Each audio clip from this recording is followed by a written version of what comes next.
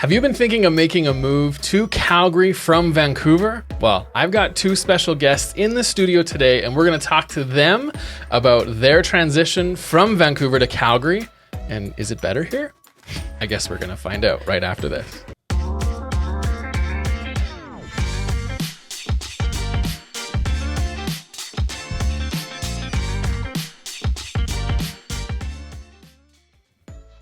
Hey everybody, my name is Jared Chamberlain and we are here today in the studio. We are talking to Becca and Ian about their transition from Vancouver to Calgary. So, welcome guys. How are you guys today? Good. How are you? Good. I am doing great. I'm doing great. We're going to have a lot of camera switching and all this kind of stuff going on today. But you guys made a big move from Vancouver to Calgary, is that correct? Yeah. Okay, tell us a little bit about what started it. Why did you even want to leave Vancouver? Because I know when I go to Vancouver, I love it. But why did you want to come here?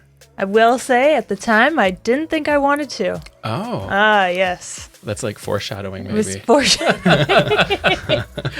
Well, when you get hit with a colicky newborn and a pandemic and 900 square feet, 10 feet, or 10 stories off of a busy intersection. Up above the ground,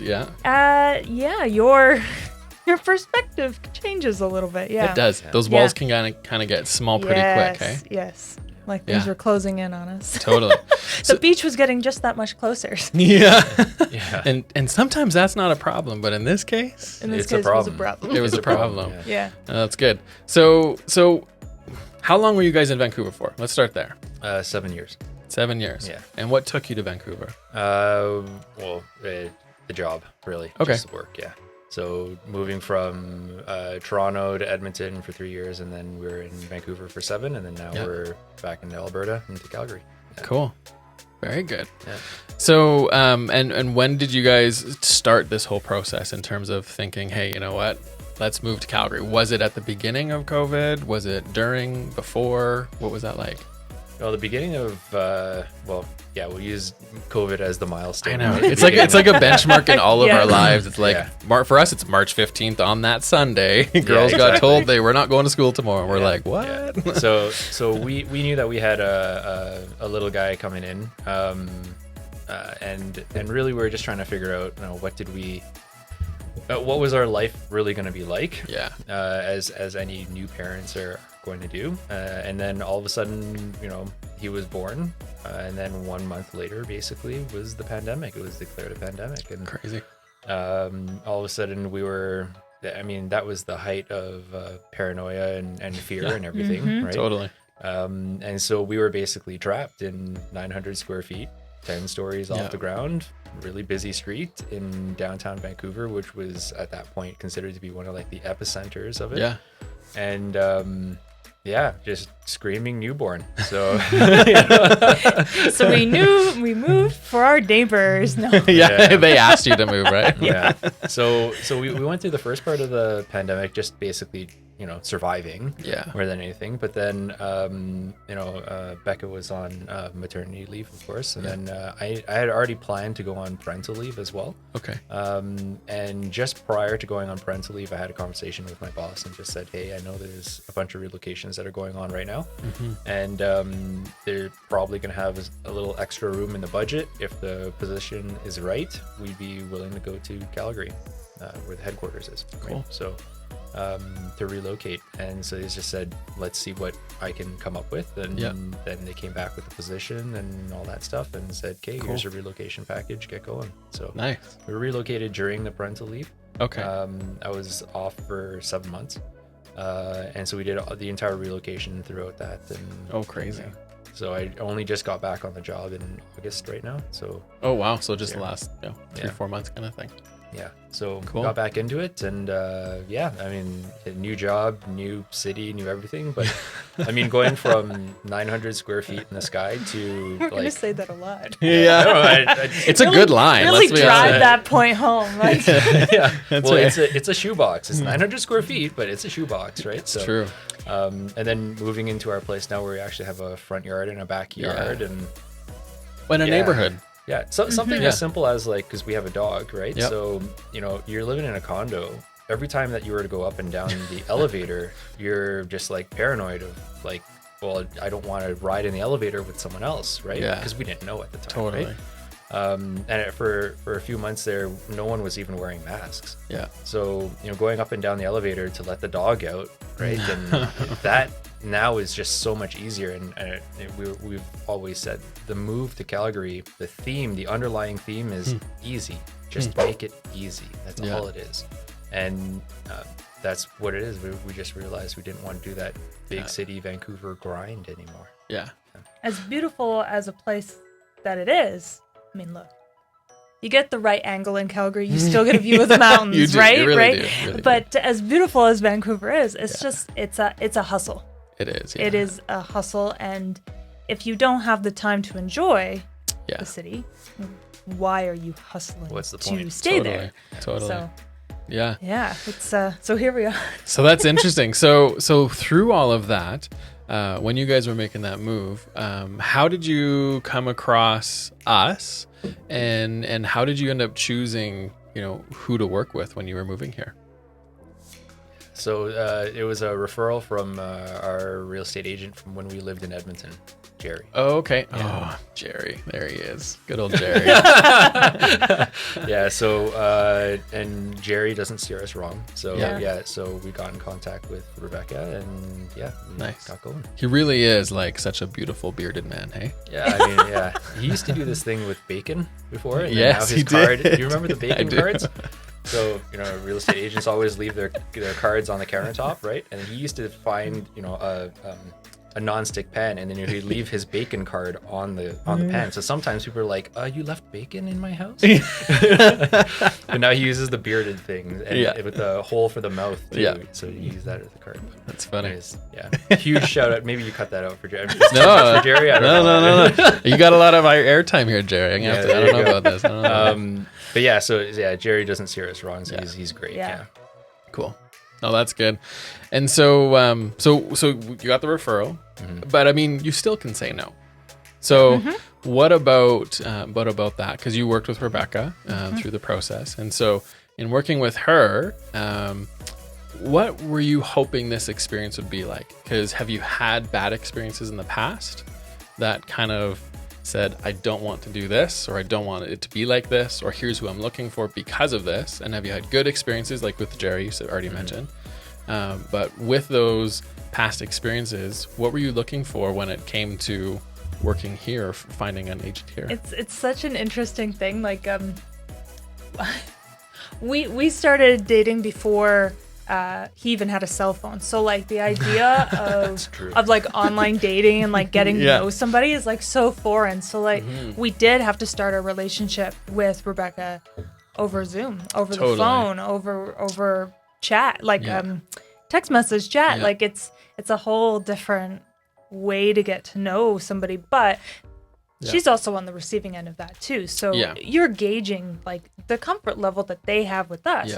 It's a two-way street, right? So we're not people to like hold back on our thoughts. Be very candid. Be very candid. It's a big decision. Absolutely. You're gonna spend a lot of time in this decision. And we're not gonna mince words about what we're looking for. Well, and a lot of times it's one of the biggest things that you buy, right? Yeah. So biggest purchase of your life, right? And so when you're making the biggest purchase of your life with no pressure. Yeah, exactly, right? With the person that you love, right? Especially, and so then you're trying to have this objective view of what you're buying. But it's so emotional. Yeah, right? I was just gonna say. And so you try to have this objective view. You are picking your words. You're doing good. You're doing good. But yeah, I mean, you just have to be really careful and you have to have someone who's not just going to be the real estate agent, right? Yeah. But you need to have someone who's going to coach and counsel you through the decision, right? And advise.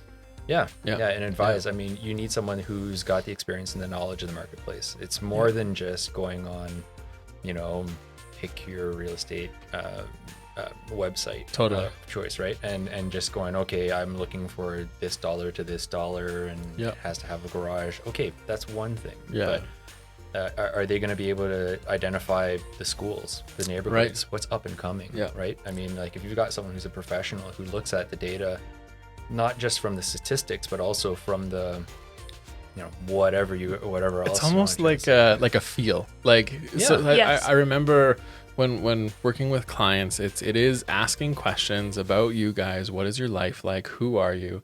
And then it's interpreting all of the data that you're trying to put out into more of a, okay, well, what is this going to feel like for them when they're actually, where is it going to work the best, right? Because you might say this, but it sounds like you're also needing this. Yeah. Or I think you might need this because just of what, and that's a big part of it is just that gut feeling conversations too. Yeah. It really does. Yeah. And so you have to be able to relate to the person that you're working with, right? And that's harder over Zoom and text and all of that, because those conversations actually, like I say to our team, I'm like, the sidewalk conversations you have after you looked at a house are actually the most important conversations with your clients. Like it's the best. Yeah. But when it's, when you're doing a virtual showing and did you guys do that too?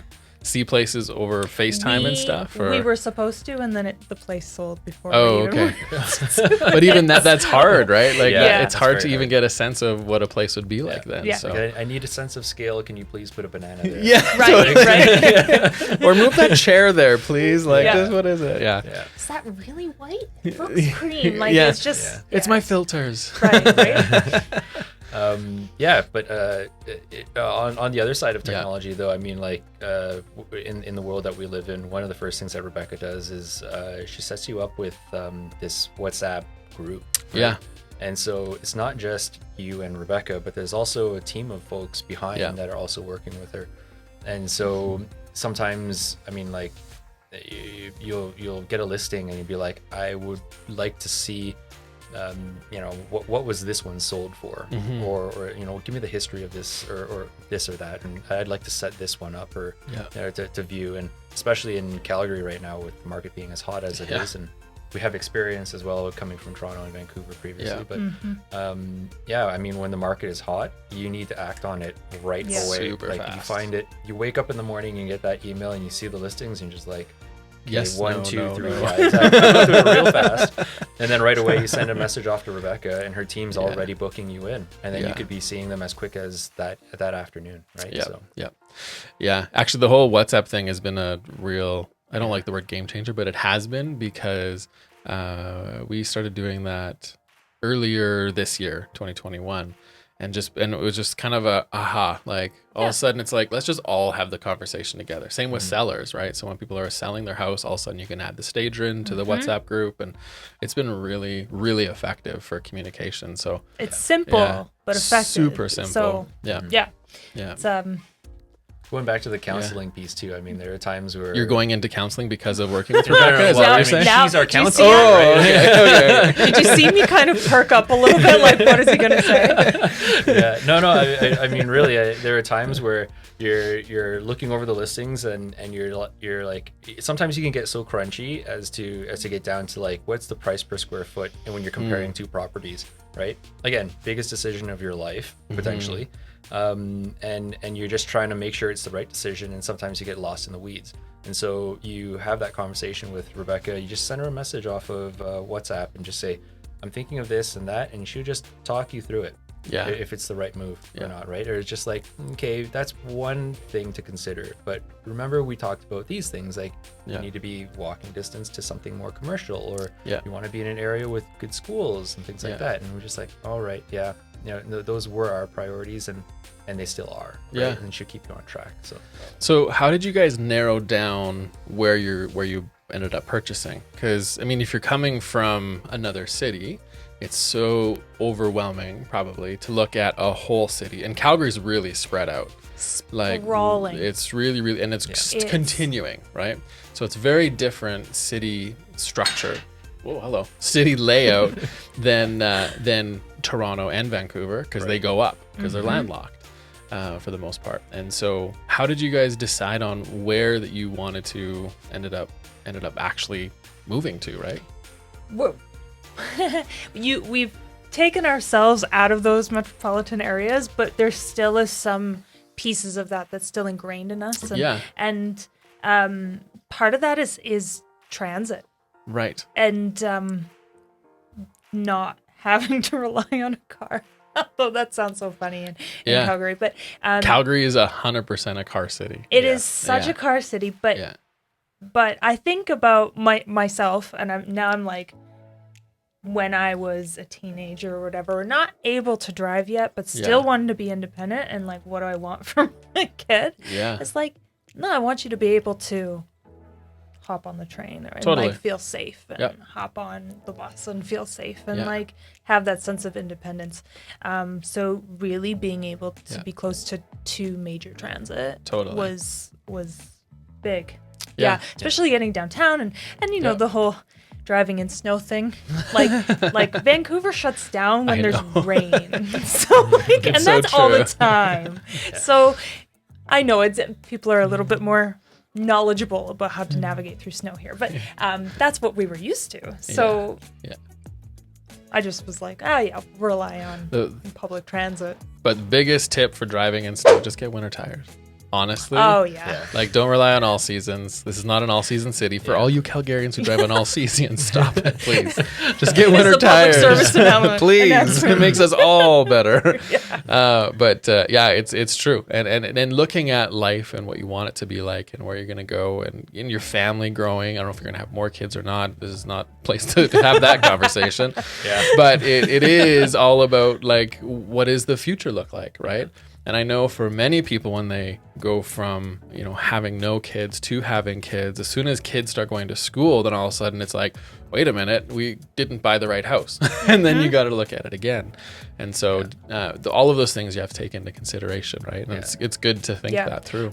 The idea, like, because Calgary is such a driving city, I wasn't so worried about navigating to get to the mountains. Yeah. Like, is 20 minutes really going to make or break our trip to the mountains? Not really. This city is very easy to get around. Yeah.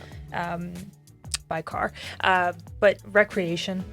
Yeah. Having recreation nearby was another a big thing, especially again. The little one. Is easy. Yeah, the theme is easy. Yeah. I mean, and we don't mean that in like. Yeah. That's a huge positive coming from us. Yeah. Oh, totally. Yeah. Yeah, I mean, when you're in the city, if you're gonna go somewhere, you gotta. Usually it's just within walking distance, but if you're gonna do like these major grocery runs, as you normally see in suburban kind of life, involves filling the Suburban with groceries, right? So I honestly have never thought of that suburbia with a Suburban. I don't know why I never connected that. So I mean, it just doesn't happen when you're living in the city, right? You gotta kind of do your grocery shopping every day, every other day, kind of thing. Yeah. You're just picking and choosing, or you're eating out most of the time, which is okay for that kind of lifestyle when you've only got the two of you. But as soon as you have a kid, and I think it's really understated, this is a greater comment around maybe the way in which we talk about the life-changing event of having a kid, but it's really a life-changing event. It really is. Yeah. When we've had friends that are having kids, we've said, we can tell you all we want, but you will not understand anything until you have your kid. Yeah. And then you look backwards and you're like, holy mother. Yeah. That's what they meant. That's what they meant, right? Because you really have no clue at all. That knowledge transfer really has to go the other way. They have to ask you the question. That's right. After. They have to have the question first. Right? Actually, they have to have the pain of the of the experience first, and then we're not advocating for pain here. We're just it's a reality. It's a reality. Hey, I got two kids here. Come on, guys. It's a reality. No, it's but it's true. It's and kids really change that whole dynamic of moving and what it's like and all of that kind of stuff. And so take us to the moment when you realize that this is actually going to happen. We're going to move here. And I think we might have found the right house. Do you remember that moment where you were, and what was that like? It helps that you've seen a few duds on the way. Totally. I think it with our criteria being like close to commercial, close to transit, close to recreation, schools, neighborhood, like family, community. There's a lot of neighborhoods that really tick those boxes in Calgary, which does not help your home search at all. It doesn't.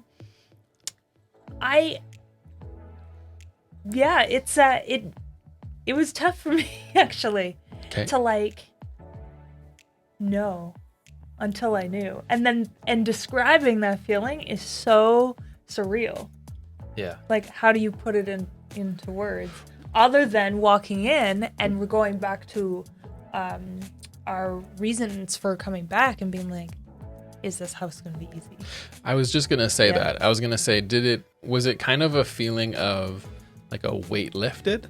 Mm-hmm. Almost like, oh, this is it. Like, is that kind of what it was like for you guys? It's this is it. This is going to be. Yeah. This is going to fill our criteria for easy. Yeah. Yeah. I'm not articulating it very well. I'm going to pass it over to Ian. No, but sometimes that feeling can kind of get stuck, right? Where it's just this, you just know, and you're like, this is it. I think this could work. Mm-hmm. Like, as long as this and this happens, this is gonna work. And it's interesting you guys use that word "life is easy," because moving from one city to another isn't easy. No. There's a lot of complication inside of that. So right? I mean, especially with a newborn, right? Absolutely. Yeah. Or I guess he wasn't a newborn. It was like a year and a bit. Okay. Yeah, but like call him 18 months at the time or something. And yeah, I mean, like moving from Vancouver to Calgary is well, plane rides, first of all. Right. Like you have to keep them entertained. But at 18 months, he's kind of at that stage where probably should get his own seat, but you could cheap out and not, and just have him on your lap, right? So it's 16 to 20 months are the worst ages to fly with. This is really a good tip for everybody. Skip those 6 months of flying. Podcast now, just this is a parenting podcast. I remember being on a 6-hour flight with one of our daughters at that age. Yeah. And we spent the whole time just walking the aisles because it was like, anyways. But it's only an hour still, right? Yeah. Mm-hmm. So I mean, like we flew to Calgary together, but then I flew back to Vancouver to pick up the dog because I promised I wouldn't fly her in cargo. Right. So then I went back, and then I got her, and then some of the extra boxes. Our place hadn't, the place that we sold hadn't closed yet. So we packed up the boxes and stuff like that, and then loaded up into the car, and I drove across. And it was in the middle of the heat dome. Oh, yeah. So I've got she's in the footwell. I've got a little bowl of water down there for her. And I'm just like, it's like 42 degrees. Please, car, don't die. Please don't die. This is so easy. Yeah, that's right. And I actually didn't think that I was gonna push it all the way through in one shot. So we stopped in, I think it was Kamloops or something. Yeah, we stopped in Kamloops for like one night. Yeah. And I just stop in there and then carry on the journey the next day, kind of thing. But I've got her like following me on Google Maps, like location sharing to make sure I'm not dead. It's like, yeah. So did you make it? Yeah, I'm here. Oh, good. Spoiler alert, right? Yeah. Spoiler alert. Good stuff. Well done. Yeah, but yeah, I mean, no, it's not easy. And then we moved into a temporary accommodation, right? Oh, wow. So that we got that burning fuse of like temporary accommodation only lasts for so long. Yeah. Right? And then we need to find a home. And within that span of temporary accommodation has to include the entire closing period. Yes. Right. And like the wait and all that. So yeah. And during that time, like summer is a hotter month season for real estate, like a late spring, early summer, and we thought it was bad in Vancouver in terms of how fast things were moving. Oh, and gotcha. It was really fast here. So we weren't quite. I don't think we were quite prepared for that, like going in, but like the team here did a really good job of like calming our expectations or like curving them just a little bit, or to not get too married to well, so. And what's interesting is that we've had conversations with other past clients, again, like I mentioned before, people coming from Toronto and other places too, and someone from Kelowna and whatnot, but a lot of those areas have average prices that are higher than here. And so was there any sticker shock? Was there any like, maybe it was the opposite of sticker shock of opposite. Like, okay, opposite. So it's like, explain that. Cause I don't know if everyone maybe watching, especially when you're from Calgary, understands that. Yeah. And this is also why people are so interested in moving to Calgary. Yeah. Right. Well, I like aviation and planes and stuff and travel, but I mean, like, if you got an international airport, you're going to be working on international rules, which means that the money of the world can come to you at any moment. Yeah. And so when, you know, as recently as what, just a few years ago, we would say like, oh, $1 million is actually a significant amount of money, but nowadays it's not, especially when we're talking Canadian real estate. Right. It's just not. Yeah. And so the reality is we found ourselves in a fortunate position to be able to sell our property in Vancouver and then buy something here for less. Yeah. And then you know, pay down your down payment or increase the down payment or less mortgage, faster, or whatever it is, right? Yeah. Or invest it, or finally get that F-150 you've all been looking at, right? I mean, Or that Suburban. Or a Suburban. Yeah. So did you get your Suburban? No. No. Okay. By the way, it was my Suburban. Oh, okay. Nice. No, but I had to put my foot down somewhere. Come on. Yeah. No, but it's and this is what we mean by easier, right? Because if I had got that truck or Suburban and we were living in Vancouver, it wouldn't have fit in the parking garage. No, it totally would. And not only that, like, if you're gonna get a detached house, I mean, just Google it, right? Like, Yeah. just Google what the price of a detached house in Vancouver is, or its surrounding areas, right? It's terrible. So yeah, I mean, you just find yourself in that financial position where you have the advantage. Yeah. You got to use it while you can, right? Yeah. And not wait for the supposed bubble to pop. I don't Yeah. even think it's a bubble, if I'm totally honest, right? Like It's so strange. I mean, the markets, I mean, you have Toronto and Vancouver and Hamilton, and because they're around Toronto, all these places are like some of the least affordable places to live. In not just North America, but actually in the world too. Yeah. Like they're up on that scale. And then you start looking at what are the most affordable places to live in North America. Like Calgary, and depending on the list, is anywhere from number 1 to number 10. Like it's within that top 10 range all the time. And so that's what's really interesting, I think, for Calgary in the next 5 years or 3 years or whatever it's going to be, is now that jobs can be moved around and people can now move, and there's more flexibility with that.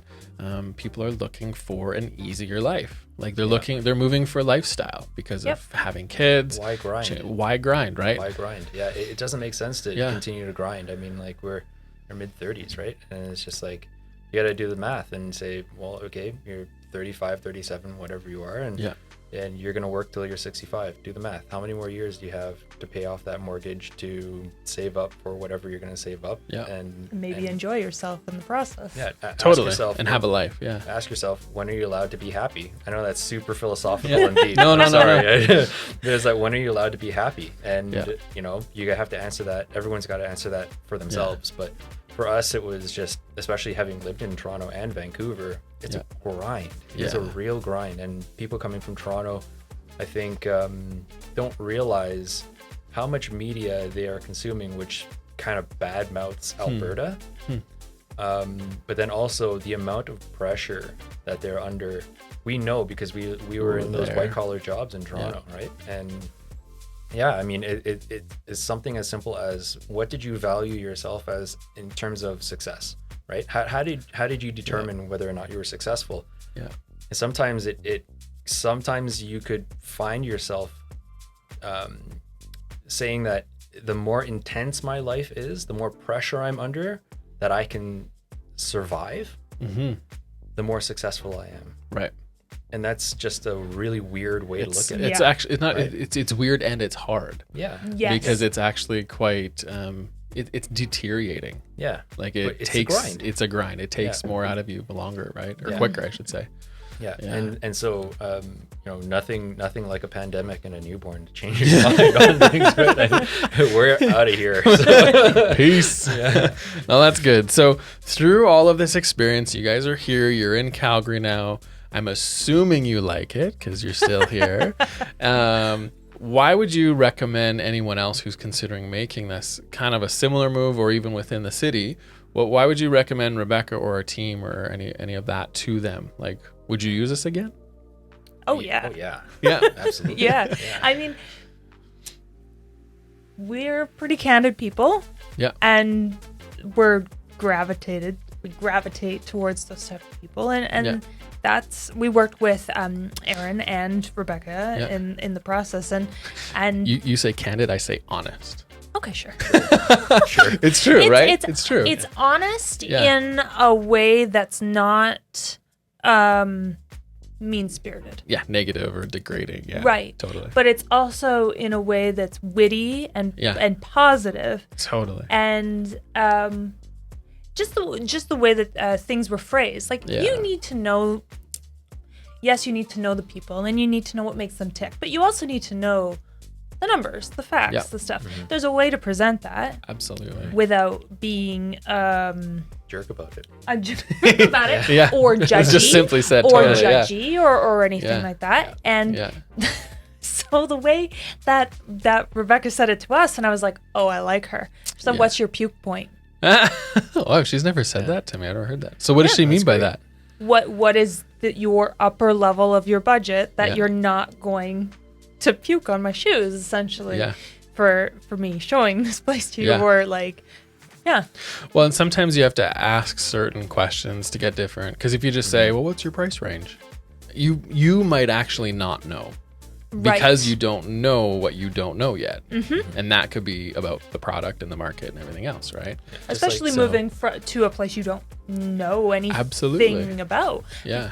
You know it on a map. You're like... Totally. But you're not into the nitty-gritty of the neighborhoods and... The feelings of it, Yeah. So, no, I really appreciated that like, candidness. It's like... It's level... The feedback is so level-headed, but it's delivered in a way that is approachable. Cool. Yeah. Nice. For sure. Yeah. I mean, it was really super helpful to have such a team to work with. Like Ian was talking about the WhatsApp group. Like super simple, super effective. Mm-hmm. People are working to their strengths. Like everybody on the team. It's not like traditional roles. Like everybody's playing to their strengths. So having Aaron there on home inspection day. Yeah. Like he's got background in construction and like that's so valuable. Yeah. Just playing a team that plays to their strengths. Yeah, so that's cool. I like that. Well, thank you so much for both coming here. And welcome to Calgary. Yeah, welcome to our new parenting podcast. Welcome.